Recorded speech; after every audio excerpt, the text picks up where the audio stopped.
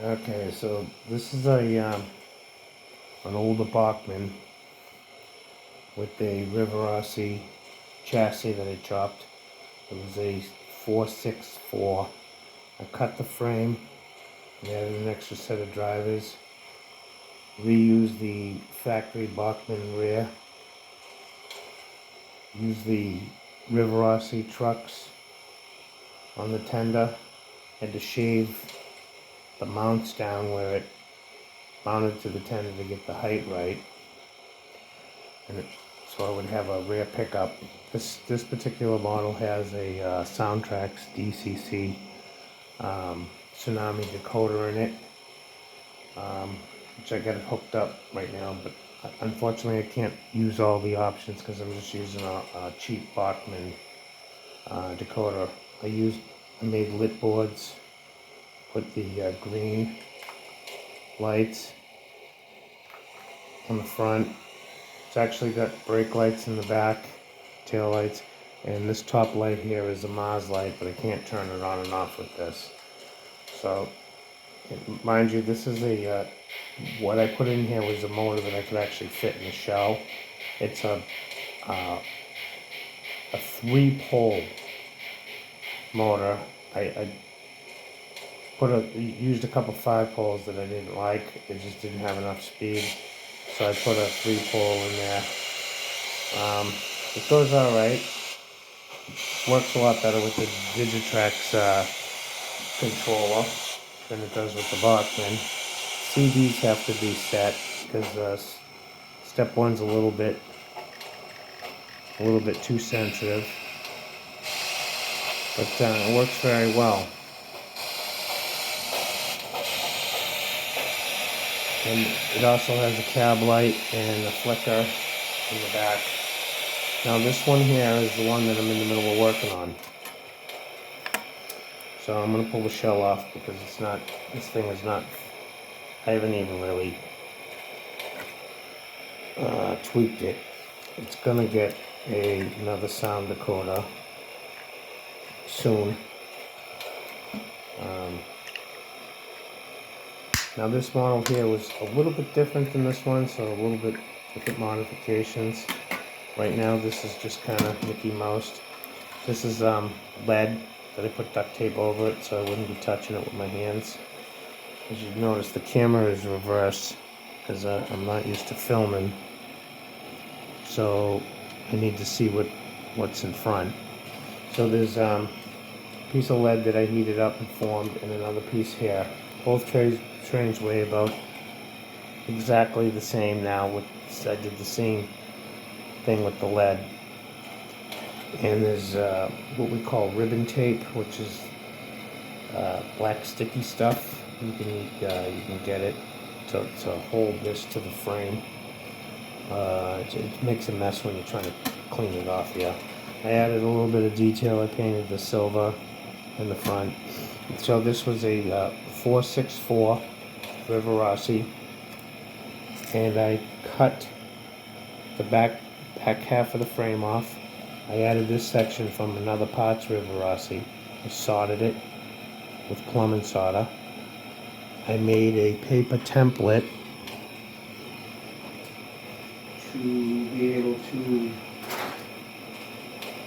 so I could line them up. I made a paper template that looks like this, and these pieces here would fit into the frame where the wheels would go on 2 spots, and then that would give you where the third one had to go line up. This particular one here, I didn't get it absolutely perfect, so I soldered I filed the channel out and then soldered one side to get the axle in there straight. It's got to be pretty accurate or the rear wheels won't trail correctly. So this is a 3-pole motor. It's about 1200 RPM at 12 volts. This is the original rear truck from the Bachmann, which has got a hole in here, and it screws into the piece that I soldered on the back of the Rivarossi. I drilled a hole and ran a self-tapper in there. My drive shaft is a piece, on this particular one, is a piece of the original one cut, and this is silicone tubing, food grade, flexible tubing. I bought it off eBay, so if the drive shaft, if the motor is not exactly lined up, it doesn't cause it to wobble because it's flexible. And it's just a piece of shrink wrap is actually glued on the motor shaft, and then this slips on there, and it's really tight, and I can get it in and out of there. And this is rubber that I used. The motor is glued down to it, so it doesn't pick up a lot of there's not a lot of vibration in it, and I glued another rubber block in there just to have it there, which I didn't do it on the other one. It was enough. The other train had, the rear truck had a little lever coming up through the end of it, so I had to cut some of the rubber away so it would go through the front pistons. You can see I had to score this with a razor blade, cut through it, and then file this all off so it will fit into the shell. Like this model, this right here is very crude. It's got to be cleaned up, and I still have to put a DCC decoder in it. And this is the tender with the Rivarossi wheels, and in there where the tow bar is, I sanded that down so it wasn't quite as thick, and the nub coming off of the factory bottom, I sanded that down. I put a round plastic piece of plastic in there, glued it, filed that down, and then drilled the hole right through it for the Rivarossi screw. And I used all the mechanics from the Rivarossi stuff is in there. Well, it's underneath the weight, but you can actually see like where the bar went in there. I haven't broken that off yet. These wires aren't even soldered yet. They're just twisted together. And there's a couple chunks of lead bonded down to this for weight. And I drilled holes here for a speaker because eventually it's going to get sound like the one that's on the track right now. And I put a couple rubber blocks in here. I don't know if I can see that. Right here, to stop the trucks from spinning all the way around, because if I accidentally have them facing in the wrong direction, there'll be a dead short on the track. So, how this fits, a little tricky. I got a LED Mickey Mouse here for light temporarily. This fits in here. Now this was the original for the front pilot. Cut all that off and drilled the hole, which goes to the factory hole screw, and then the tail end goes right to the factory. Obviously you have to measure it so you have the right length. Now this particular train I got off of eBay. It said that it didn't work, and I figured it had broken axle joiners like the one that you hear in the background, which are really not fixable. Develop a quartering issue, the wheels wobble, yada yada yada. They're just horrible design. This one actually didn't have this problem. The motor was just full of crap. It looked like, I don't know, a bug or something crawled inside of it and died. And there was absolutely no spring on one of the brushes. The spring was completely gone. I took it apart, put a spring in it, and it actually ran okay, but it had no pulling power, and typical Bachmann, constantly derailing for no reason, going around a corner, hitting a switch, just horrible.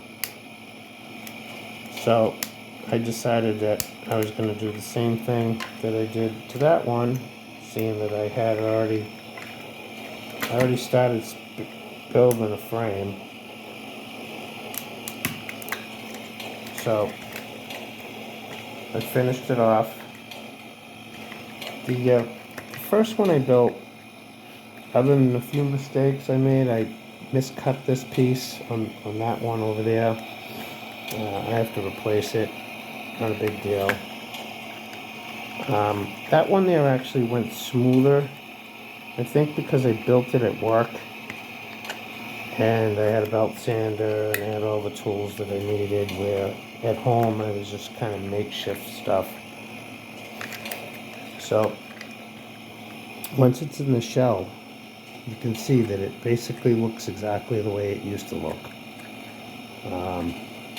This is cut down. This is cut down over on this side. I painted the silver. You can actually still see the silver through the stairs. Excuse me. So then you put the factory screws back in.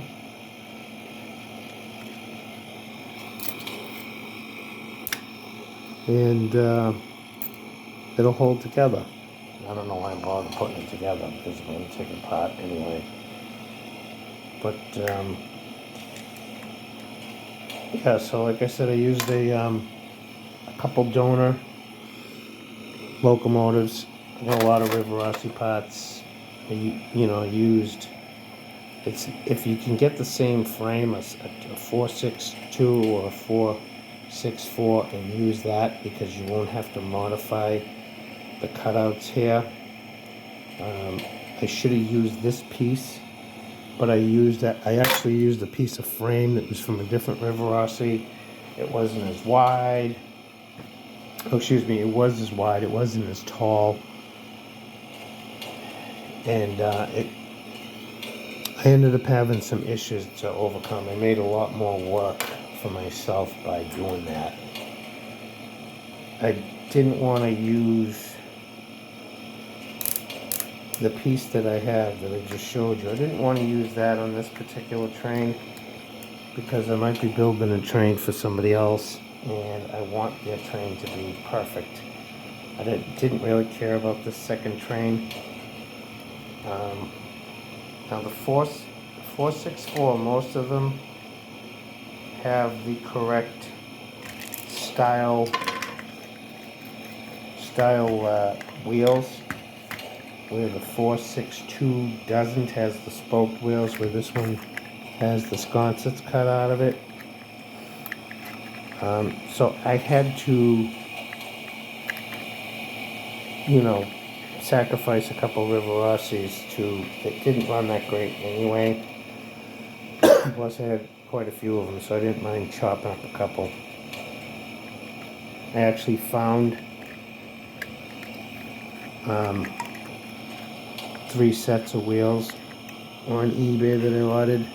It's like the only place on the planet that you can get parts for rivarossi. Some of them are used, some of them, you're lucky enough you can get them new. Either way, you get what you can get. As long as you don't end up, with used stuff that's been glued back together, and the wheels wobble and all that crazy stuff. It's a little bit of patience. You can build it. Now there's no detail on this one yet. The rims are you still see the silver. There's no stars on it or anything like that. I haven't put any lights in it. I haven't added any. This one here has, let me back this thing up.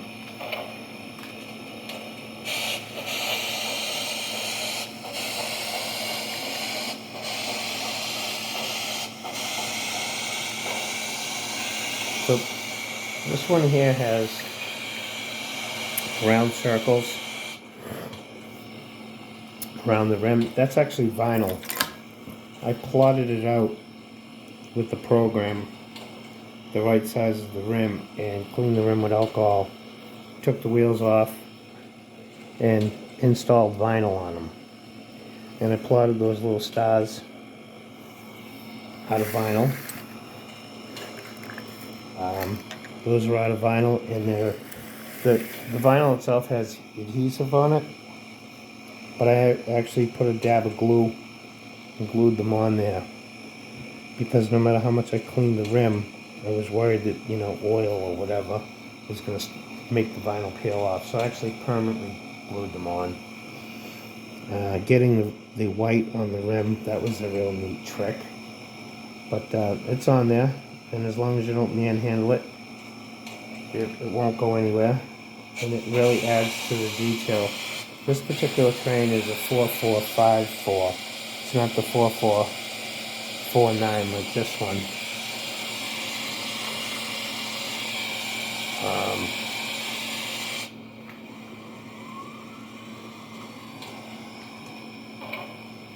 So these lights here, I used a paper clip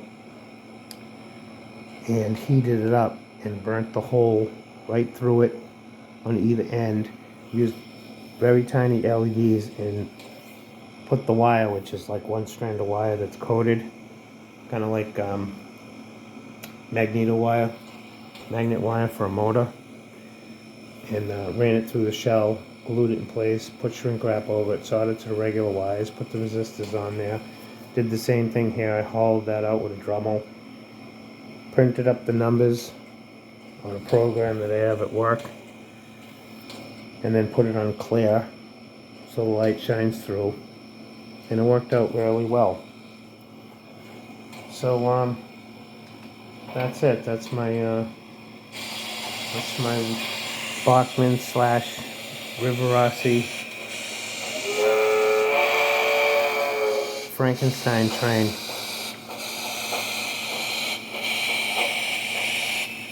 So it works very well. If you have any questions, just post a comment, and I'll be more than happy to answer it. Thank you for watching, and have a good night.